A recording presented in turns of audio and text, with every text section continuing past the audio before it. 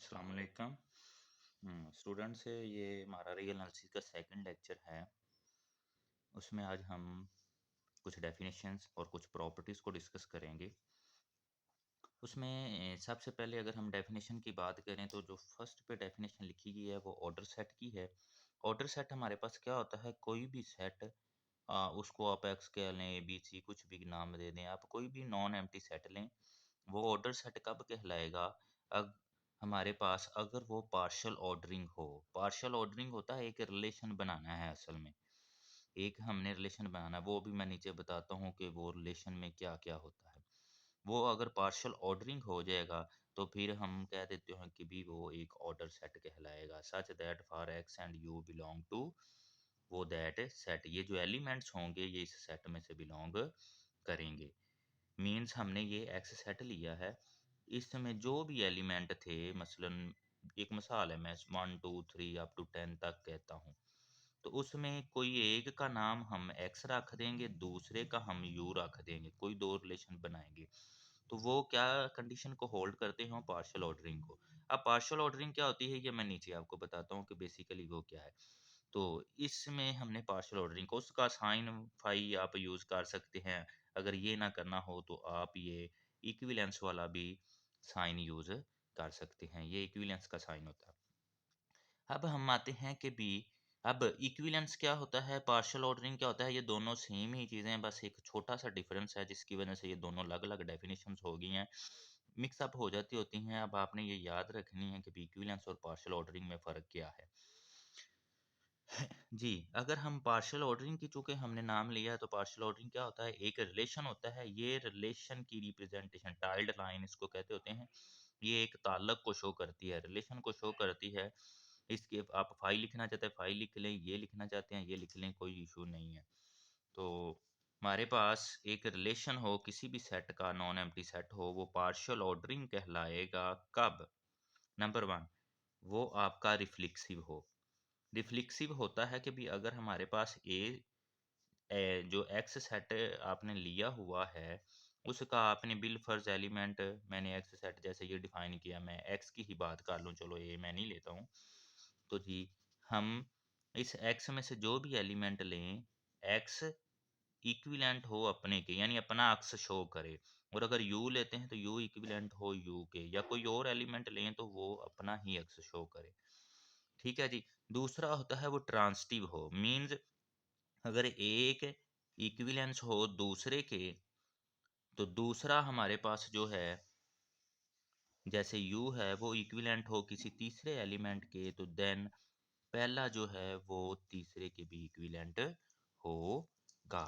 ये आपकी मर्ज़ी है, एक्स यू लेने हैं वो ले लें, बी सी ले लें। मीन्स अगर मैं कहता हूँ ए इक्विवेलेंस बी के है, बी इक्विवेलेंस सी के है, तो then definitely a equivalence to C होगा। इसमें से आप किसी एक एलिमेंट को ए का नाम दे देंगे, बी का नाम दे देंगे, सी का दे देंगे, तो तब ये दूसरी प्रॉपर्टी वो ट्रांसिटिव की होल्ड करे। थर्ड वन है वो एंटी सिमेट्रिक हो। तीसरी प्रॉपर्टी वो क्या होल्ड करे? Anti symmetric. एंटी सिमेट्रिक होता है कि भी अगर हमारे पास, पहले तो आपको सिमेट्रिक का पता हो, वो इस इक्विवेलेंस रिलेशन में यूज़ होगी। अब सिमेट्री ये होती है कि भी अगर ए इक्विवेलेंट है बी के, तो देन बी भी इक्विवेलेंट होगा ए के।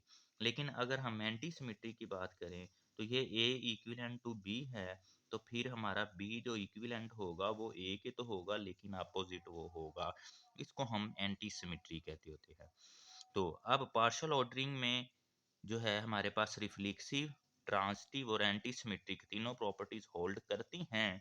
तो फिर हम कह देंगे कि भी अगर बिलफर्ज मैंने एक्स और यू का नाम दिया तो फिर एक्स और यू हमारे पास पार्शियल ऑर्डरिंग हो जाएंगे। इसी तरह यू पार्शियल ऑर्डरिंग एक्स हो जाएगा। ये फाई लिखना है फाई लिखना है, ये लिखना है।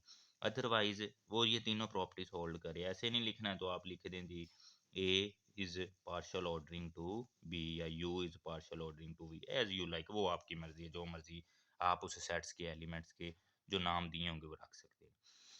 अब जी थर्ड वन पार्शियल ऑर्डरिंग और हमारे पास इक्विवेलेंस रिलेशन में अगर हम बात करें तो वो है जी, ऊपर जो मैंने कहा कि भी वो रिफ्लेक्सिव हो, वो ट्रांसिटिव हो और वो एंटी सिमेट्री हो। लेकिन जब हम इक्विवेलेंस रिलेशन में बात करते हैं तो काम यही है, सिर्फ वहाँ एंटी सिमेट्री थी, यहाँ पे सिमेट्री आ जाएगी। ठीक है जी, हमारे पास x का रिलेशन x के साथ होगा तो ये रिफ्लेक्सिव होगी। जी, x का रिलेशन y के साथ होगा तो तब y x के साथ होगी तो ये हमारी सिमेट्रिक हो जाएगी। या a relation b then b relation a, वो दोनों सेम होने चाहिए। थर्ड वन में है हमारे पास, ये सेकंड प्रॉपर्टी होगी सिमेट्री की। और अगर ट्रांसिटिव है तो हमारे पास x रिलेशन टू y है और y रिलेशन किसी z पे कर रहा है तो देन z रिलेशन x के होगा या x रिलेशन z के होगा, एक ही बात है जो मैंने ऊपर बताई है वो ट्रांसिटिव। सिर्फ इसमें और इसमें फ़र्क था, ये वाला एंटी सिमेट्री में। वो एंटी सिमेट्री होती है वो नेगेटिव में आएगी, अपोजिट हो जाएगा, ये सेम आएगा। इक्विवेलेंस और पार्शियल ऑर्डरिंग में ये आपका फ़र्क होता है। तो इनके लिए साइन आप टाइल्ड लगा लें, जो मर्ज़ी ये फंक्शन का आप ऑपरेटर का नाम रख दें, वो आपकी मर्ज़ी है। वैसे ज़्यादातर ये यूज़ किया होता है। जी, उसके बाद है हमारे पास फ़ील्ड। फ़ील्ड क्या होता है?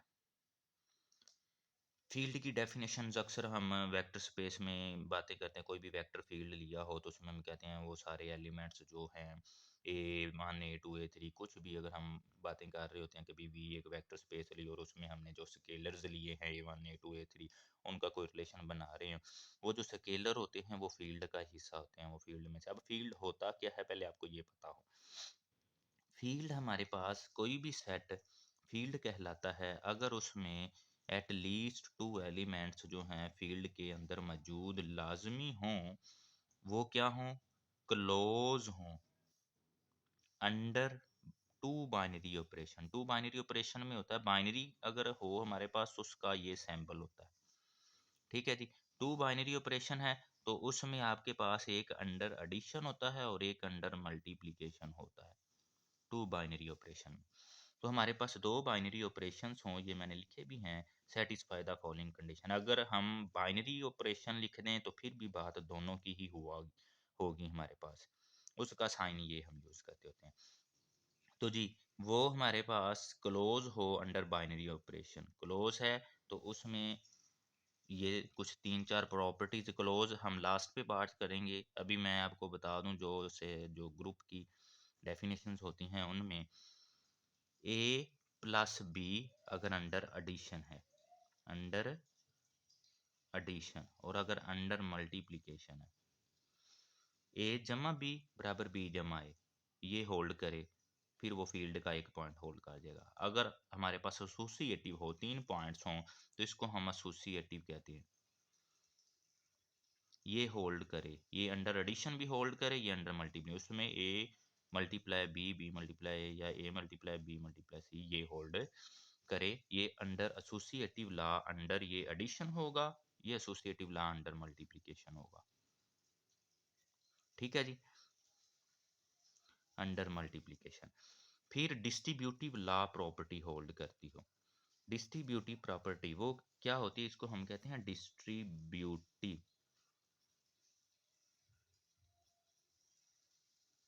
Distributive property. ए को बी के साथ भी डिस्ट्रीब्यूट करना है, मल्टीप्लाई करना है, ए को सी के साथ भी करना है, इसको हम डिस्ट्रीब्यूटिव कहते हैं। ये दोनों में होती है, इसमें एडिशन भी होता है और साथ आपके मल्टीप्लिकेशन भी होता है, तो ये दोनों का इकट्ठा ही कंबाइन ही होता है। तो ए डॉट बी आएगा और ए डॉट सी आएगा। जब ये 3 प्रॉपर्टीज हो जाएंगी फिर उसके बाद हमारे पास चौथी प्रॉपर्टी हो कि ये एलिमेंट होता है देयर एग्जिस्ट का, एडिटिव आइडेंटिटी एग्जिस्ट करती हो। अगर अंडर एडिशन है तो एडिटिव आइडेंटिटी होगी और अगर अंडर मल्टीप्लिकेशन है तो मल्टीप्लिकेटिव आइडेंटिटी होगी। ये मैंने लिखा हुआ है, इसको हम मल्टीप्लिकेटिव आइडेंटिटी कहते हैं। ठीक है जी, ये क्या होती है? आप एडिटिव आइडेंटिटी और मल्टीप्लिकेटिव, आप कोई भी ऐसा एलिमेंट लें उस सेट में से, उसमें कुछ ऐसी चीज़ ऐड करें कि आपको आंसर वही मिले जो आपने एलिमेंट लिए। इसके अपोजिट अगर हम मल्टीप्लिकेशन में बात करें, कोई भी ऐसा एलिमेंट लें जैसे ए लिया हुआ है, उसको किस चीज़ से ज़रब दें तो हमारा वही ए ही आए। फील्ड का एलिमेंट्स आपने लेने हैं, फील्ड में से आपने एलिमेंट्स लें। अगर एडिटिव आइडेंटिटी की बात करें तो हमेशा ज़ीरो हुआ करेगी, ज़ीरो ही वो एलिमेंट होगा जिससे वही चीज़ दोबारा वापस आएगी। और मल्टीप्लिकेटिव आइडेंटिटी में वो हमारी हमेशा प्लस हुआ करेगी। वो 1 बिलोंग टू फील्ड होगा, तो ये हमारा मल्टीप्लिकेटिव आइडेंटिटी होगी। उसके बाद जब ये हो जाएगा हमारे पास, तो फिर लास्ट वन प्रॉपर्टी क्या हो, वो इनवर्स एलिमेंट एग्जिस्ट करे। वो इनवर्स एलिमेंट एग्जिस्ट करे, इनवर्स एलिमेंट क्या होता है कि आप के पास अगर अंडर एडिशन हो तो जो भी आपने एलिमेंट लिया उसमें क्या अंडर एडिशन ऐड करें कि ज़ीरो आए। ठीक है जी। उसके अलावा जैसे मसलन ए में हम माइनस ए ही करेंगे एडिशन तो ज़ीरो आएगा। आप इसका आसान से मैं बताता हूँ कि आप इसको इधर शिफ्ट कर दें, ज़ीरो को इधर शिफ्ट कर दें, तो आपको इन्वर्स एलिमेंट मिल जाया करेगा। इसी तरह आप इसमें क्या ऐसा एलिमेंट जो है मल्टीप्लाई करें कि आपको वन मिले। तो जैसे मैंने कहा 1 × A = A आता है, या A × 1 = A आता है। तो आप देखें ये वन लाना चाह रहे हैं, तो आप इस ए को इधर जब आप राइट कैंसिलेशन प्रॉपर्टी से करेंगे तो ये इधर आपका जाके इन्वर्स हो जाएगा। तो देख लें ए का एक इन्वर्स के साथ करेंगे वन आएगा। ठीक है जी। इसी तरह दूसरे लिहाज से कर दें, अगर हम ए आगे रख दें वन पीछे रख दें, तो फिर लेफ्ट कैंसिलेशन, ये लेफ्ट साइड पे लेफ्ट कैंसिलेशन प्रॉपर्टी से ये -A और ये आ जाएगा। तो हमारे पास ये उधर जाके इन्वर्स होके, या इसमें ए इन्वर्स कैंसिलेशन में होता है, जो वो पड़ा उसके अपोजिट लेफ्ट पे लगाना है, इधर भी लगाना है, तो वो आपको आइडेंटिटी दे देगा। ये इधर हमारे पास आ जाएगी।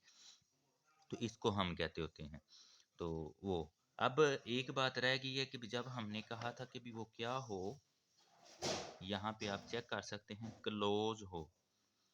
तो क्लोज में जब ये सारी प्रॉपर्टीज होल्ड कर जाएं, तब आपने कह देना है इन द एंड कि भी हमारे पास जो भी एलिमेंट्स थे ए और बी, वो क्लोज के लिए अंडर एडिशन ए प्लस बी उसी फील्ड में चले जाएं, क्योंकि इनको भी हमने फील्ड में से लेना है। और अगर हम अंडर मल्टीप्लिकेशन कहें तो ए मल्टीप्लाई बी भी उसी फील्ड के अंदर चले जाएं। तो फिर ये हमारा सारी जब ये प्रॉपर्टीज होल्ड कर जाएंगी, तो इसको हम फील्ड का नाम देते हैं। हम ये पढ़ते तो रहते हैं वेक्टर स्पेस में, लेकिन हमें आइडिया नहीं होता कि फील्ड होता क्या है। तो फील्ड में ये आपको 6 प्रॉपर्टीज होल्ड करवानी होंगी, 5 जो बताई हैं। छठी आपको ये जो ऊपर मैंने वर्ड लिखा था क्लोज, उसको भी हाईलाइट करके बता दिया कि भी वो क्या है। फिर ये हमारा फील्ड कहलाएगा जी। ये था हमारा कुछ डेफिनेशंस फील्ड की और पार्शियल ऑर्डरिंग्स और इक्विवेलेंस रिलेशंस वगैरह की। नेक्स्ट हम इनकी प्रॉपर्टीज़ को डिस्कस करेंगे इंशाल्लाह अगले लेक्चर्स में। तो उनको हम सॉल्व भी करेंगे, उनमें से आपको इम्पोर्टेंट्स होती हैं, आ जाती होती हैं।